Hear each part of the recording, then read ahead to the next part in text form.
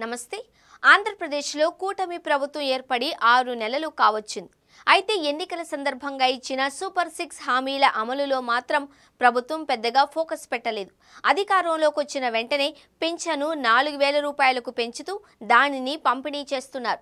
తర్వాత మహిళలకు ఏడాదికి 3 ఉచిత గ్యాస్ సిలిండర్లు పంపిణీ చేయాలని భావించారు. అది నవంబర్ నెలలోనే. అంతే తప్ప 6 నెలల్లో ఎన్నికల సందర్భంగా ఇచ్చిన హామీలను అమలు చేయడంలో కూటమి ప్రభుత్వం పెద్దగా దృష్టి పెట్టలేదు అన్న వ్యాఖ్యలు వినిపిస్తున్నాయి. 6 నెలలు అంటే ఒక ప్రభుత్వానికి చిన్న సమయమే కావచ్చు, కానీ ప్రజలకు మాత్రం అది ఎక్కువ సమయమే అవుతుంది. ఎందుకంటే గత ప్రభుత్వానికి ప్రస్తుత ప్రభుత్వానికి బేరీజు వేసుకుంటారు. ఆ పరిస్థితుల్లో కూటమి ప్రభుత్వానికి 6 నెలల్లో జనం ఇస్తున్నది అత్యవసర మార్కులేనని చెప్పాలి.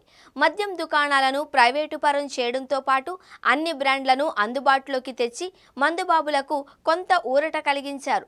ఉచిత ఇసుక విధానం అమలు చేసింది. అలాగే అన్న క్యాంటీన్లను అందుబాటులోకి తెచ్చి పేదల కడుపు నింపే ప్రయత్నంలో కొంత సక్సెస్ అయ్యారు. అయితే 6 నెలల నుంచి గత ప్రభుత్వంపై చేస్తున్న విమర్శలు తప్పించి తాము అమలు చేయాల్సిన హామీల గురించి మాత్రం మాట్లాడడం లేదు. నెలకు ఆడబిడ్డకు 1,500 రూపాయలు, మహిళలకు బస్సుల్లో ఉచిత ప్రయాణం, తల్లికి వందనం, రైతుకు పెట్టుబడి సాయం, విద్యార్థులకు వసతి దీవెన వంటివి మాత్రం అమలు చేయలేదు. గత వైసీపీ ప్రభుత్వంలో వైఎస్ జగన్ ఒక క్యాలెండర్ను రూపొందించుకుని దాని ప్రకారం ఖచ్చితంగా ఆ డేట్కు మాత్రం లబ్ధిదారుల ఖాతాల్లో నగదు జమ చేసేవారు. వివిధ పథకాల కింద 1,00,000 నుంచి 2,00,000 రూపాయలు లబ్ధి పొందిన ఇల్లు ఉంది అంటే ఆశ్చర్యపోవాల్సిన పని లేదు. కానీ ఇప్పుడు 6 నెలల నుంచి నగదును జమ చేయడం లేదు. కేవలం పింఛను మొత్తాన్ని నేరుగా లబ్ధిదారులకు అందజేస్తున్నారు. అలాగే మొన్న ఉచిత గ్యాస్ సిలిండర్ పథకానికి సంబంధించి సొమ్మును జమ చేశారు. అంతే తప్ప మరే పథకం గ్రౌండ్ చేయలేదు.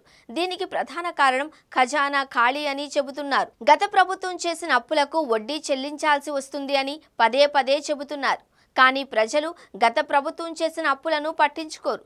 ఇప్పుడు ఏం చేశారు అన్నదే వారికి కావాల్సింది. ఇక వాలంటీర్లకు 10,000 రూపాయల నెల వేతనం ఇస్తాము అని ఇచ్చిన హామీ కూడా అమలుకు నోచుకోలేదు. కనీసం సూపర్ 6 హామీలను ఎప్పుడు అమలు పరుస్తారన్న తేదీలను కూడా ప్రభుత్వం చెప్పలేని పరిస్థితుల్లో ఉంది.